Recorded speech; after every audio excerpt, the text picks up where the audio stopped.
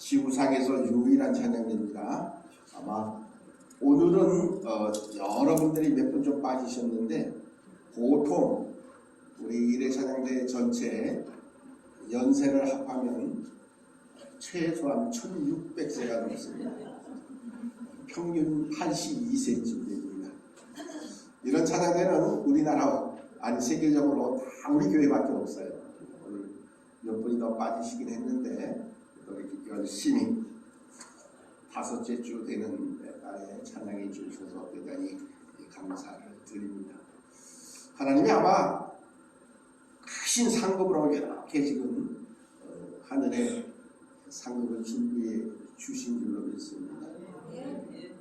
제가 늘 어디 가면 자랑하는 게 몇 가지가 있어요. 그 중에 한 가지가 바로 우리 일회 찬양대입니다. 찬양을 아주 음악적으로 잘하고 못하고가 문제가 아니라 80 넘어 96세 두 분 앉아 계신데도 안경도 안 끼시고 악보를 다 보셔야 되나 얼마나 건강하신지 하나님께서 큰 은혜와 축복을 주신 줄로 믿습니다. 하나님이 오늘도 우리들에게 늘 이렇게 말씀합니다. 야, 지금 뭘 하고 있니? 무슨 마음을 가지고 있고 무슨 생각을 가지고 있는지를 우리들에게 늘 질문을 합니다. 정말로 하나님이 원하시는 마음인지 아니면 인간적으로 또 다른 잘못된 생각을 하고 있지는 않은지 우리에게 아마 물으실 겁니다. 오늘 본문의 사건 역시 그것을 하나님이 아주 무섭게 이제는 무너뜨린 그러한 사건이 아닌가 생각이 되었습니다. 자, 질문 한번 할게요. 누가 땅 사면, 네? 이웃 사촌이 땅을 사면 배가 아픕니까? 아파요? 네? 그러려니 해요. 그러려니 하고 좋아. 그런데 그러려니 하지 않은 사람들이 있어요. 오늘 본문 말씀 중에 기록되어져 있는 무리들이 그랬어요. 야, 옆에 한 사람, 오늘 우리가 잘 아는 이 사람이 잘 나가요. 세상적으로 잘 나가니까 이제 저거를 어떻게 하면 넘어뜨리고 어떻게 하면 무너뜨릴까 이제는 거기에 몰두를 합니다. 그리고 계획을 짭니다. 여러 가지 생각을 합니다. 이런 계획도 해보고 저런 생각도 해보는데 도대체 어떻게 하면 다니엘을 무너뜨릴까 생각을 해보다가 한 가지 아주 대단히 좋은 계획을 세웁니다. 야, 이것저것 다 잘못되고서 찾아봤는데 찾을 길이 없어. 그러니 종교적으로 신앙적인 문제를 한번 찾아볼까 해서 이제는 결국 만들어낸 게 뭐냐 하면 왕의 신상 외에 30일 동안 다른 그 누구에게도 어떤 신에게도 절하지 못하게 하는 왕의 조서를 내려서 거기에 도장을 꽉 찍자. 그래서 다니엘로 하여금 그 법에 걸리도록 계획을 세운 이들이 오늘 본문 속에 기록이 되어져 있습니다. 때로는 우리가 살아가는 삶의 모습 속에서 우리는 살다가 보면 대단히 많은 상황과 혹은 환경을 만나기도 합니다. 그런데 이 상황과 환경이 우리의 신앙조차도 막 흔들어 놓을 때가 있습니다. 환경이 조금 바뀌거나 안 좋은 일들이 생겨지면 신앙적으로 흔들릴 때가 있기도 합니다. 다니엘에게도 신앙이 흔들릴 만한 환경이 이제는 계획했던 자들에 의해서 만들어지고 있습니다. 다니엘에게 아주 귀했던 습관 가운데 하나는 매일 하나님 앞에 기도하는 습관이었습니다. 하루에 3번씩 창문을 열고 예루살렘을 향하여 하나님 앞에 기도하였는데 어떤 신에게도 기도하지 못하게 하는 금령을 다니엘을 무너뜨리기 원했던 자들이 이제는 만들어 놓습니다. 그리고 그 법을 범하면 말씀의 기록을 통해서 보니까 사자굴에 던져지는 그런 아주 엄청난 벌을 받아야 했던 겁니다. 바로 다니엘을 없애버리려고 했던 그 정적들이 세웠던 작전이라고 말할 수 있습니다. 그런데 다니엘이 이러한 모든 되어졌던 일들을 잘 압니다. 그럼에도 불구하고 오늘 말씀 가운데 보니까 조서의 왕의 도장이 찍힌 것을 알고도 자기 집에 돌아가서 윗방에 올라가 예루살렘을 향한 창문을 열고 전에 하던 대로, 즉 다니엘의 삶의 모든 것 가운데에 늘 하나님 앞에 기도하는 그 모습 그대로 이제는 하루 3번씩 무릎을 꿇고 하나님 앞에 기도하며 그 하나님께 감사하는 삶을 살았던 겁니다. 많은 사람들이 때로는 우리가 생각지 못했던 아주 이상한 행동을 할 때에 그 사람들을 향해서 하는 말 가운데 하나가 미쳤나? 이제는 미친 거 아니야? 뭐 그런 이야기를 할 수 있습니다. 자, 여러분들이 생각할 때에 다니엘이 왕의 조서에 왕의 도장이 찍혀서 이제는 잘못하면 사자굴에 던져질 판인데 그것을 알면서도 다니엘은 하나님 앞에 또다시 하루에 3번씩 전에 하던 대로 기도하는 모습을 보여주었습니다. 자, 여러분들이 생각할 때에 다니엘의 정신이 온전한 것 같아요? 온전치 못한 것 같아요? 자, 만약에 그렇다면 여러분들에게 그런 상황이, 그런 환경이 주어졌다고 한다면 여러분들은 어떻게 하시겠어요? 내가 하나님 앞에 기도하는데 그 기도하는 모습을 보고서 나를 신고하면 내가 사자굴에 던져짐을 당할 수 있는데, 그럼에도 불구하고 하나님 앞에 여러분들 하던 대로 기도하시겠습니까? 아니면 미쳤냐, 내가 기도하게 하시겠습니까? 어떻게 하시겠습니까? 한번 눈을 슬그머니 감으세요. 눈 감으세요. 그리고 난 그래도 하나님 앞에 기도할 거야 하신 분만 손 들어보세요. 눈 감으시고 다른 사람 볼 거 없어요. 손 들이세요. 미쳤어. 내가 죽을 건데 사자굴에 던져지는데 내가 미쳤어. 아마 그럴 수도 있을 거다. 그런데 다니엘의 모습은 오늘 본 말씀 그대로입니다. 전에 하던 대로 예루살렘을 향한 창문을 열어서 하나님 앞에 무릎을 꿇고 기도하며 하나님 앞에 감사했다고 성경은 그렇게 말씀합니다. 이 모습이 다니엘을 제거하기 위한 자들의 눈에 띄었습니다. 옳거니 걸렸어. 이제 잡혔어. 11절에 보니까 무리들이 모여서 다니엘이 자기 하나님 앞에 기도하며 간구하는 것을 발견하고 즉시로 왕에게 찾아갑니다. 그리고 왕에게 그 사실을 고발을 합니다. 이에 그들이 나가서 왕의 금령에 관하여 왕께 아니요 왕이요 왕이요, 왕이 이미 금령에 왕의 도장을 찍어서 이제부터는 30일 동안에는 누구든지 왕 외에 어떠한 신에게나 사람에게 구하면 사자굴에 던져 넣기로 하지 아니하였습니까? 왕이 대답합니다. 이제는 이렇게 하기 위해서 이 일이 확실하니 메대와 바사의 또한 이제는 고치지 못하는 규례라고 완전히 못을 박습니다. 이렇게 왕에게 즉시로 달려가서 고발하는 이들의 모습을 우리는 보게 됩니다. 그런데 다니엘이 어떻게 이렇게 담대하게 사자굴에 던져질 줄을 알매도 불구하고 하나님 앞에 과연 기도할 수 있었던 이유가 보시겠느냐. 하나님의 말씀은 우리들에게 이렇게 다니엘의 모습을 이렇게 말씀합니다. 23절을 찾으셨으면 함께 공독해 보겠습니다.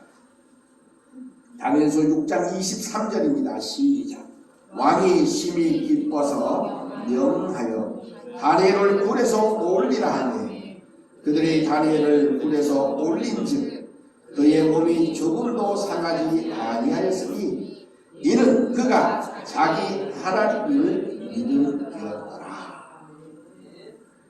다니엘이 사자굴에 던져짐을 당할 것을 알면서도 무모하게 전에 하던 대로 하루에 3번씩 하나님 앞에 기도할 수 있었던 이유는 다름 아닌 하나님이 그럼에도 불구하고 자기를 그 사자의 굴에서 건져 주실 것을 믿었기에 하나님 앞에 기도할 수 있었던 것이라는 사실입니다. 우리가 지금 기도하는 기도가, 우리가 하는 찬양이, 우리가 하나님의 말씀을 묵상하는 것들이 어쩌면 당장에는 아무런 힘도 없는 것처럼 느껴질 수도 있습니다. 그러나 어느 날 감당하기 어려운 일을 만났을 때에, 또 어려운 환경이 아니라 바로 신앙에 의해서 움직여지는 놀라운 저력을 보여줄 것이라는 겁니다. 우리의 매일매일의 삶의 모습이 바로 그렇게 해야 합니다.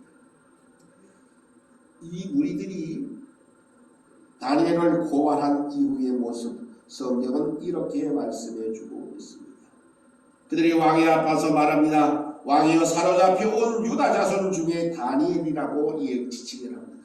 사실은 이 다니엘의 직책은 총리 가운데 한 사람입니다. 그런데 총리라고 이야기하지 않습니다.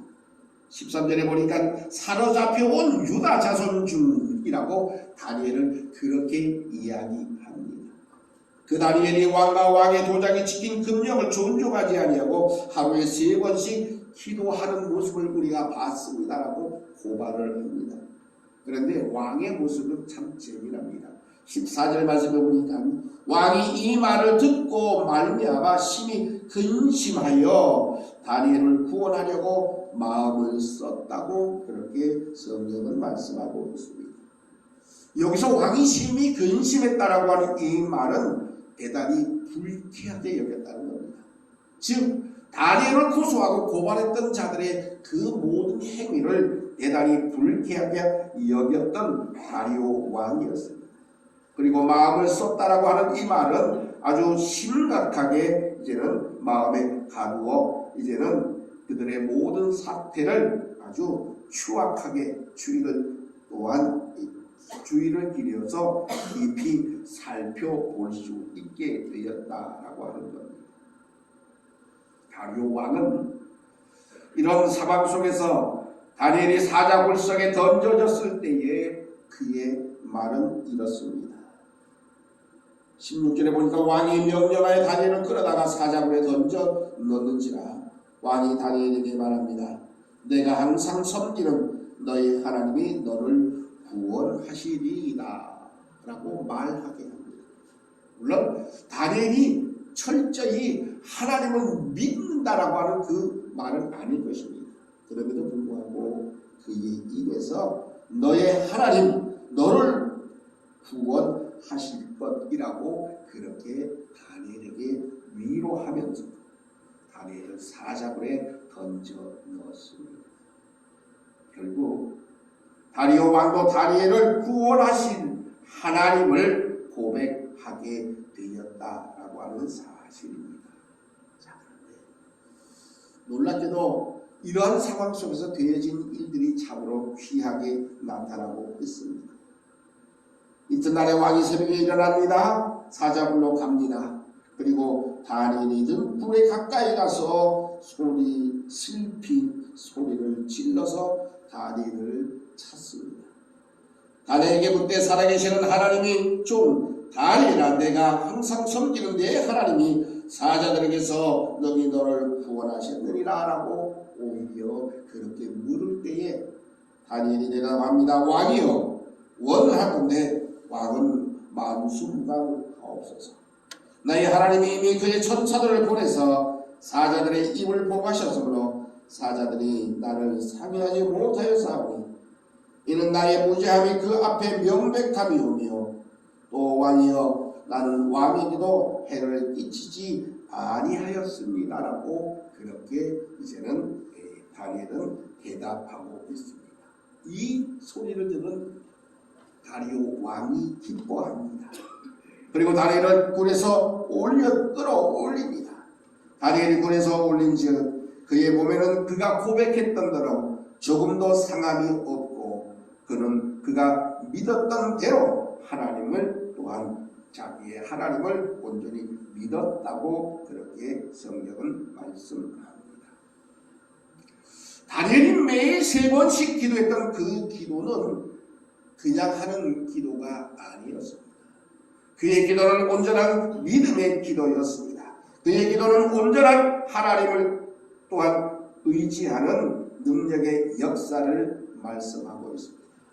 그의 기도는 몸에 밴 기도였다는 사실입니다. 우리 젊은이들이 나라의 부름을 받아서 이제 군대에 입대를 하게 되면 여러 가지 신체 검사를 다 마친 이후에 제일 먼저 하는 것이 이제는 제식 훈련입니다. 우리 김웅재 집사님은 그거 너무너무 잘 아실 겁니다. 이제 제식 훈련을 하는데 교관들이 이제는 사병대로 훈련병들을 쭉 세워놓고 이제 제식 훈련을 합니다. 연중 시험, 체력, 경례 이런 준비 이후에 이제는 앞으로 가, 뒤로 돌아가, 좌우 계속해서 훈련을 합니다. 근데 그 훈련 가운데에 이제는 지휘관들이 쓱 앞으로 지나가면서 이제는 그 훈련병들을 툭 건드립니다. 그러면 이제 이 훈련병들이 이제는 부동 자세로 서 있다가 온전히 대답을 합니다. 몇 번 훈련병 누구입니다 라고 대답을 해야 됩니다. 건드리면 자기의 관등 성명을 이야기해야 됩니다. 건드리기만 하면 툭 건드리면 훈련병 누구? 마찬가지로 하나님의 사람들이 가장 어려운 시기 때에 정말로 견디기 어려운 그러한 상황에 처했을 때에 우리가 습관적으로 해야 할 것이 있는데 그것은 바로 하나님 앞에 기도하는 것. 다니엘이 그렇게 했습니다. 그는 사자굴에 던져지든지 말든지 나는 내가 하던 대로 전에 하던 대로 하나님 앞에 늘 무릎 꿇고 3번씩 하나님 앞에 기도하며 감사의 삶을 살았던 겁니다. 습관적인 기도가 다니엘에게는 있었던 겁니다. 그의 기도는 곧 믿음의 기도요. 그 기도는 놀라운 능력의 역사를 일으켜 주었고 더 나아가서 전화위복의 역사를 베풀어 주셨습니다. 이렇게 사자굴에서 다시 나왔던 다니엘, 그런데 이제는 그 이후에 되어진 일들은 다니엘은 아무 일도 하지 않습니다. 계속 되어지는 말씀 속에 이제는 다리오 왕이 이렇게 말합니다. 다니엘을 참수한 사람들을 끌어오게 하고 그들을 그들의 처자들과 함께 사자굴에 던져 넣게 하였더니 그들이 불바닥에 닿기도 전에 사자들이 곧 그들을 움켜서 그 뼈까지도 부셔뜨렸다라고 말하고 있습니다. 다니엘을 제거하기 위해 했던 계획은 수포로 돌아갔고 오히려 다니엘을 없애려고 했던 그들은 모두 다 오히려 자기들이 파놓았던 그 풀에 빠져 죽을 수밖에 없게 되었다는 사실. 습관적인 기도였고 믿음의 기도였던 다니엘의 기도는 놀랍게도 구원의 은혜를 베풀어 주셨고 다니엘을 없애려고 했던 자들을 마저 다 이제는 죽게 만들 수 있는 놀라운 능력의 역사로 나타나게 되었던 겁니다. 그런데 더 놀라운 것은 이후에 이렇게 나타났습니다. 25절과 26절 말씀을 함께 묵독해 보겠습니다. 시작. 이에 다리오 왕이 온 땅에 있는 모든 백성과 나라들과 언어가 다른 모든 사람들에게 조서를 내려 이르되 원하건대 너에게 큰 평강이 있을지어다. 내가 이제 조서를 내리노라. 내 나라 관할 아래에 있는 사람들은 다 다니엘의 하나님 앞에서 떨며 두려워할지니 그는 살아계시는 하나님이시요 영원히 변하지 않으실 이시며 그의 나라는 멸망하지 아니할 것이며 그의 권세는 무궁할 것이며. 놀랍게도 이제는 두 번째 조서를 내립니다. 그러면서 다시 한번 하나님을 온전히 섬길 것을 이렇게 공포합니다. 그는 구원도 하시며 건져내기도 하시며 하늘에서든지 땅에서든지 이적과 기사를 행하시는 이로써 다니엘을 구원하여 사자의 입에서 벗어나게 하셨음이라 하였다는 것입니다. 놀랍게도 다니엘을 없애려고 했던 그 계획은 오히려 뒤집어져서 오히려 하나님이 선포되어지고 하나님의 크신 구원의 은혜를 온 세상에 증거하는 그러한 놀라운 능력의 역사로 바뀌어졌다는 사실입니다. 하나님이 다니엘의 기도를 통해서 전화 위복의 놀라운 역사를 일으키신 것입니다. 그렇다면 우리도 다니엘과 같은 믿음, 다니엘과 같은 신앙, 다니엘과 같은 기도의 삶을 살아야 할 것이라는 것입니다. 때로는 우리가 생각지 못했고 우리가 원하지 않았던 상황과 형편과 환경이 주어진다 할지라도 다니엘처럼 습관적으로 하나님 앞에 꾸준히 기도하는 기도의 삶, 하나님의 능히 건져주실 것으로 믿고 기도했던 믿음의 삶, 그 삶이 바로 우리를 온전케 만들어 주신다는 사실을 우리는 잊어버리지 말아야 할 것입니다.